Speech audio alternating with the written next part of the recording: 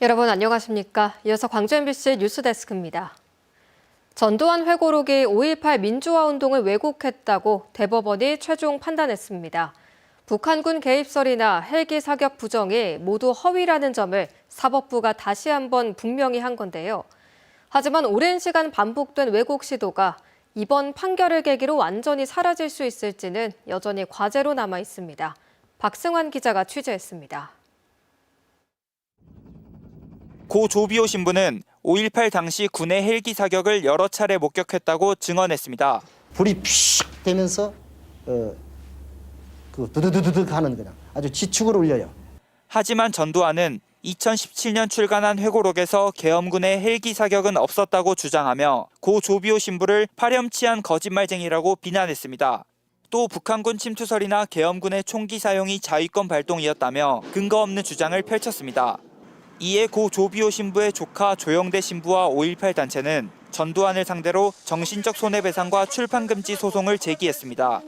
앞서 1심과 2심에서는 전두환 회고록이 일부 세력의 근거 없는 주장에만 기초해 5.18을 왜곡하고 원고들의 명예를 훼손했다며 회고록 내용 일부를 삭제하고 7천만 원을 배상하라고 명령했고 대법원도 1, 2심 판단이 옳다며 원심 판결을 확정했습니다.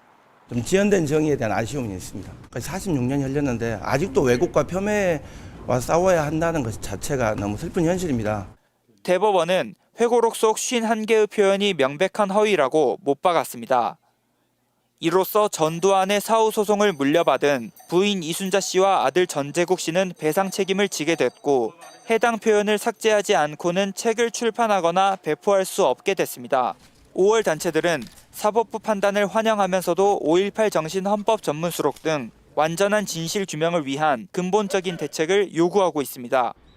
대법원은 이번 판결을 통해 5.18 왜곡은 더 이상 표현의 자유라는 방패 뒤에 숨을 수 없음을 분명히 했습니다. 비록 가해자는 사과 없이 떠났지만 사법부가 확정한 진실은 기록으로 남아 지금 이 순간에도 반복되고 있는 역사 왜곡 시도에 엄중한 경고를 보내고 있습니다. MBC 뉴스 박승환입니다. 전남 광주 통합특별법이 국회 행정안전위원회 법안 소위 심사를 통과했습니다. 이제 상임위 전체 회의 의결을 앞두고 있는데요.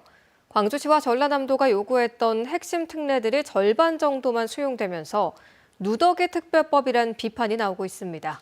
천홍희 기자가 보도합니다. 국회 상임위 법안 소위에서 전남 광주 통합특별법을 심사한 결과 광주 전남이 요구했던 핵심 특례 31건 중 19건만 수용됐습니다. 태양광, 해상풍력 등 전기사업자 인허가권 확대, 재생에너지 개통망에 대한 국가 지원, 인공지능 집적단지 지정 등 광주 전남의 미래 산업에 대한 특례 조항들이 특별법에 반영됐습니다. 하지만 가장 중요하게 평가받는 재정에 관한 특례는 빠졌습니다.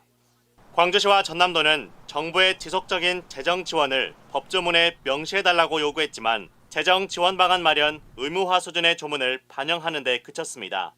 광주시는 중요하게 생각한 재정 특례 부분이 다소 아쉽다면서도 아직 국회 절차가 남아있는 만큼 추가로 특례 반영을 요구한다는 계획입니다.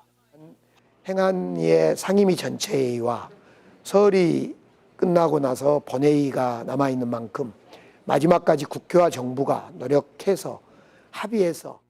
하지만 지역사회에서는 최소한의 핵심 특례조차 특별법에 반영되지 않았다며 벌써부터 졸속 누더기법이라는 비판이 제기되고 있어 행정 통합을 둘러싼 상당한 후폭풍이 예상되고 있습니다.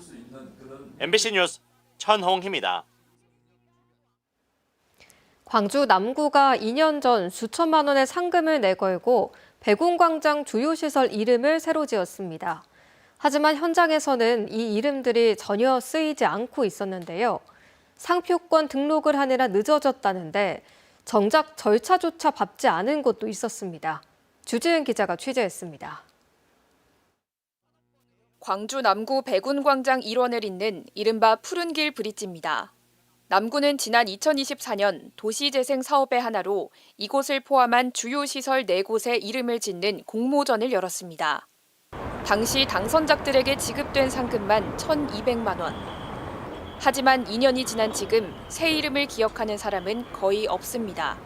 여기 골목형 상점가를 만든다는 거는 이제 저희가 알고 있었는데 그 외의 거는 뭐 명칭이 생겼다, 이름이 생겼다 그런 거는 들은 적이 없는데요. 여기서 살고 있을게 자주 댕기지. 이런 거 다리랑 이런 거 한지도 오늘 몰랐다. 이런 다리도 나는 한 번도 안 올라가 봤어. 남구는 푸른길 브릿지와 스트리트 푸드존, 야시장 축제와 미디어월 등 모두 4건의 명칭을 공모했습니다. 남구는 지금까지 새 이름을 쓰지 않는 이유에 대해 상표권 등록에 시간이 걸렸다는 입장을 내놨습니다. 그다음에 지금 2개는 스스로 납부했고 한 건은 지금 곧 납부를 해서 최종으로 상표권 등록 기간이 조금 오래 걸렸습니다. 하지만 취재 결과 실상은 달랐습니다. 상표권은 4건 중 3건만 등록을 진행 중이었고 가장 규모가 큰 푸른길 브릿지의 새 이름은 아예 신청조차 하지 않았던 것으로 드러났습니다. 당시 공모를 담당했던 직원에게 이유를 묻자 황당한 답변이 돌아옵니다. 4개 항목을 공모했는데 이름이 3개만 지금 등록 절차가 진행 중이라고 해가지고 당시에 아니 다 했던 것 같은데 제가 정확히 기억이 안 나네요. 예, 죄송합니다. 외부 전문가 심사까지 거쳐 뽑은 이름이 왜 방치되고 있는지 행정 내부에서도 갈피를 못 잡고 있는 겁니다. 남구는 지난 2022년에도 700만 원을 들여 명칭 공모를 진행했지만 당선작을 내지 못해 예산만 낭비한 전력이 있습니다. 정작 쓰이지도 않을 이름을 선정하느라 결과적으로 구정 신뢰도와 혈세만 깎아먹은 셈입니다. 수천만 원의 혈세를 들여 이름만 지어놓고 정작 부르지도 않는 보여주기식 행정에 애꿎은 예산만 새나가고 있습니다. MBC 뉴스 주지은입니다. 제주항공 여객기 참사가 발생한 지 1년이 지나서야 사고기 잔해에 대한 재조사가 시작됐습니다. 빗물이 고인 채 방치됐던 잔해 속에서 희생자의 유해와 유류품을 찾는 작업이 뒤늦게 이뤄지고 있는 건데요. 촬영 금지 지침 등으로 갈등을 빚던 유족과 당국이 언론 공개에 합의하면서 재개된 현장을 윤소영 기자가 취재했습니다. 무안국제공항 내부 공터, 겹겹이 덮여있던 비닐 덮개를 걷어내자 사고기 잔해를 담은 봉투가 모습을 드러냅니다. 빗물이 스며들어 고인 물은 바가지로 퍼내기도 합니다.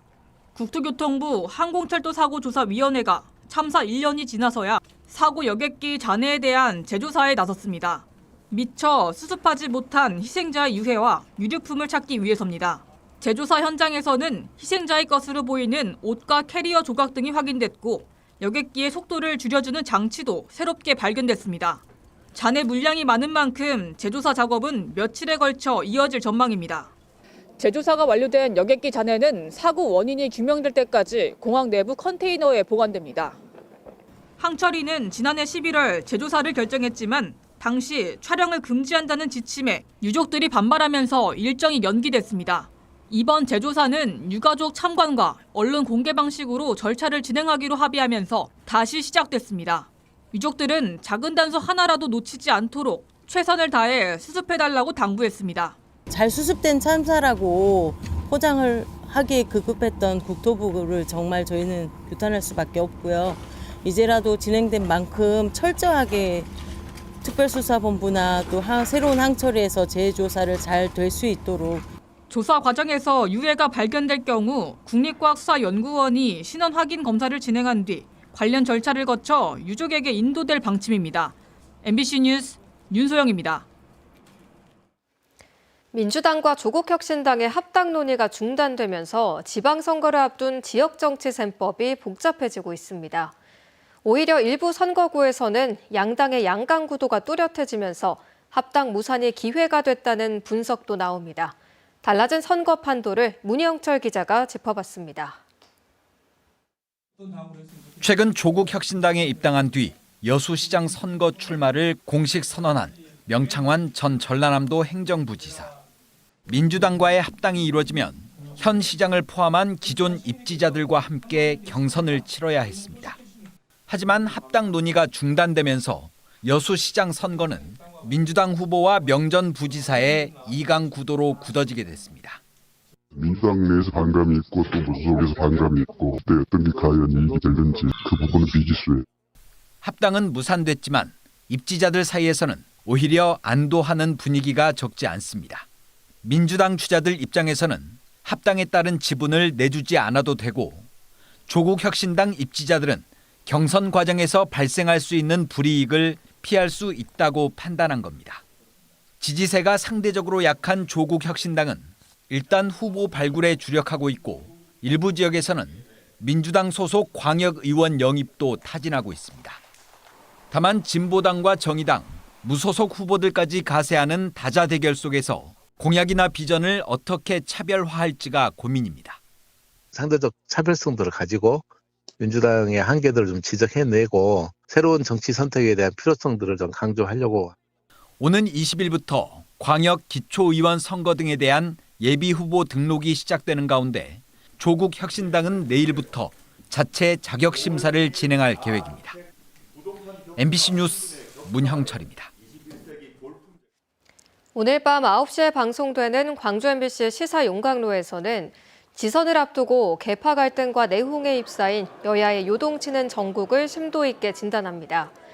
이종훈 정치평론가와 오승용 메타보이스 이사가 출연해 청와대 인사의 지역 출마설 등 지역 선거 판도를 뒤흔들 핵심 변수들을 날카롭게 파헤칩니다. 특히 광주 전남 행정통합 추진 상황과 특별법 통과의 난항 원인을 분석하고 이번 지방선거에 미칠 파장도 집중적으로 살펴볼 예정입니다. 전남대학교 병원이 직원들에게 지급한 명절 휴가비와 야간 간호비는 통상 임금에 포함된다는 법원의 판단이 나왔습니다.